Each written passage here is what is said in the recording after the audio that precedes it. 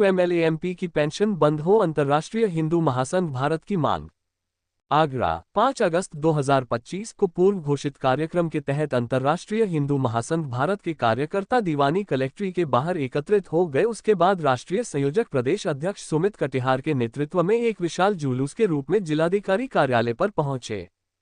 कार्यकर्ता नारेबाजी कर रहे थे, पूर्व एमएलए एमपी की पेंशन बंद हो, भारत हिंदू राष्ट्र घोषित हो, जय भवानी जय शिवाजी। अंतर्राष्ट्रीय हिंदू महासंघ भारत जिंदाबाद कार्यालय के बाहर पहुंचकर सुमित कटियार ने कार्यकर्ताओं को संबोधित करते हुए कहा कि 2004 के बाद सरकारी कर्मचारियों अधिकारियों की पेंशन सरकार ने बंद कर दी। देश हित में अच्छा निर्णय था, लेकिन पूर्व विधायक पूर्व सांसद की पेंशन सरकार ने क्यों नहीं बंद की। बात यह आती है कि यह जनप्रतिनिधि 5 वर्ष में ऐसी कौन सी समाज सेवा करते हैं जो आजीवन पेंशन लेने के हकदार हो जाते हैं।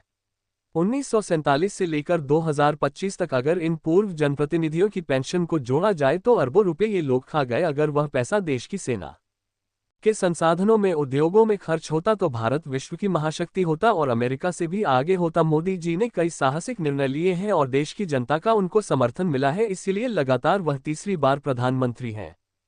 तत्काल प्रभाव से प्रधानमंत्री महोदय इन पूर्व जनप्रतिनिधियों की पेंशन बंद करें, जो देश पर अतिरिक्त रूप से काफी बड़ा भार है। साथ ही उन्होंने कहा कि हमारी 12 सूत्रीय मांगे हैं, जिसमें बांग्लादेशी रोगिया मुसलमान को तत्काल प्रभाव से देश से बाहर किया जाए, गौहत्या पर कानून बने, लव जिहाद बंद हो। पूरी दुनिया के अंदर सनातनी हिंदुओं की संख्या लगभग 150 करोड़ है, जिनका कोई देश नहीं है। सभी सनातनियों की जन्मभूमि भारत है, लिहाजा भारत को हिंदू राष्ट्र घोषित किया जाए। साथ ही जब मस्जिद मदरसे प्राइवेट संपत्ति है तो वहां के मौलाना मौलवियों को सरकार सैलरी क्यों देती है, जबकि प्राचीन मंदिरों पर सरकार का कब्जा है।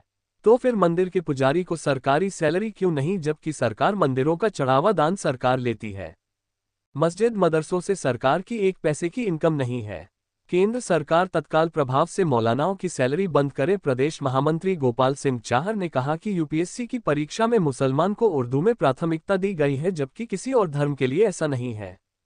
ये भेदभावपूर्ण रवैया है। सरकार तत्काल प्रभाव से उर्दू की प्राथमिकता को समाप्त करे, तभी जिला अधिकारी महोदय के प्रतिनिधि श्रीमान एस बढ़ी एम द्वितीय विनोद कुमार जी ज्ञापन लेने के लिए आए। सुमित कटियार ने कार्यकर्ताओं के सामने ज्ञापन पढ़कर सुनाया और 12 सूत्रीय मांगों का ज्ञापन जिला अधिकारी प्रतिनिधि को सौंपा और कहा 12 सूत्रीय मांगों का ये ज्ञापन है, प्रत्येक महीने में एक मांग को पूरी की जाए, इस तरह का अनुरोध उन्होंने किया।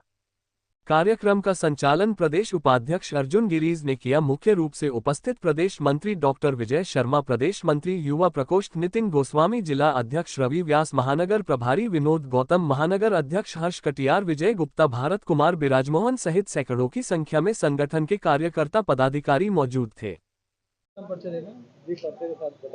मेरा नाम सुमित कटियार है। मैं अंतर्राष्ट्रीय हिंदू महासंघ भारत का राष्ट्रीय संयोजक और प्रदेश का अध्यक्ष हूं।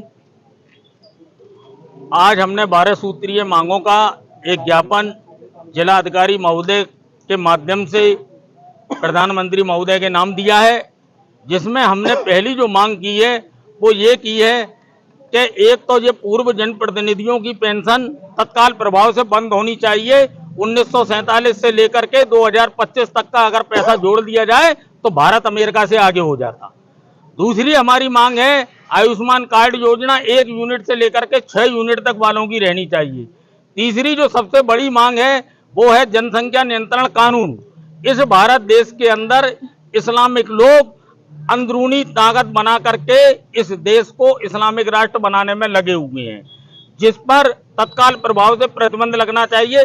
जब फ्री का राशन लेंगे, आवास योजना लेंगे, फिर वहां से हमारे धार्मिक तीर्थों पर ईंट पत्थर चलाएंगे और जब पुलिस कार्रवाई करेगी, घायल करेगी, तो उसके बाद में आयुष्मान कार्ड योजना से इलाज करा लेंगे। तो लिहाजा इतनी सुविधा इनको क्यों है? दूसरा, हज के लिए भी इन पे पैसे नहीं है क्या? ये अपने पैसे से हज भी नहीं जा सकते हैं, जबकि भारत अगर धर्मनिरपेक्ष राष्ट्र है तो फिर सभी धर्मों के लोगों के तीर्थों के लिए सरकार के द्वारा अनुदान नहीं है, लेकिन खाली इन्हीं के लिए है। इतनी फैसिलिटी मिलने के बाद भी ये भारत के खिलाफ ही हमेशा इनकी गतिविधियां पाई गई हैं। और जब गतिविधियां पाई जाती हैं तो ये कहते हैं कि सब सारे लोग गद्दार नहीं होते, तो वो अच्छे लोग उस समय कहाँ छुप जाते हैं?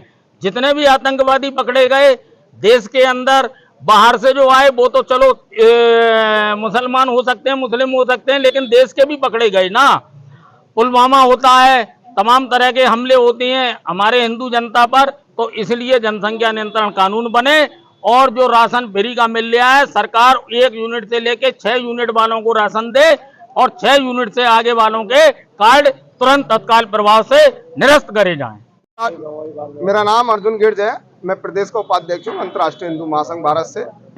आज जिलाधिकारी को प्रधानमंत्री के नाम ज्ञापन दिया गया है और अंतर्राष्ट्रीय हिंदू महासंघ भारत ने 12 सूत्रीय मांग रखी जिसको लेकर सबसे पहला विभिन्न मुद्दा है कि हिंदू राष्ट्र घोषित होना चाहिए, जो कि पूरे भारतवर्ष के अंदर सबसे पहली मांग है। क्योंकि हिंदू राष्ट्र जब तक घोषित नहीं हुआ तो मैं ये देखता हूँ कि जनसंख्या इनकी बहुत तेजी से बढ़ रही है। इनके कम से कम 47 देश हैं, इस्लामिक कंट्रियां हैं, ईसाइयों की ईसाई कंट्रियां हैं, मगर हिंदुओं में आज हिंदुओं से यहाँ से बड़े बड़े देश बने और यहाँ पर हिंदू राष्ट्र घोषित नहीं है। यहाँ पर सर्व समाज रह रहा है और अधिक से अधिक संख्या यहाँ पर हिंदुओं की है और यहाँ पर 8 इष्ट देवता हैं जो जिसकी पूरे ब्रह्मांड में पूजा पाठ होती है।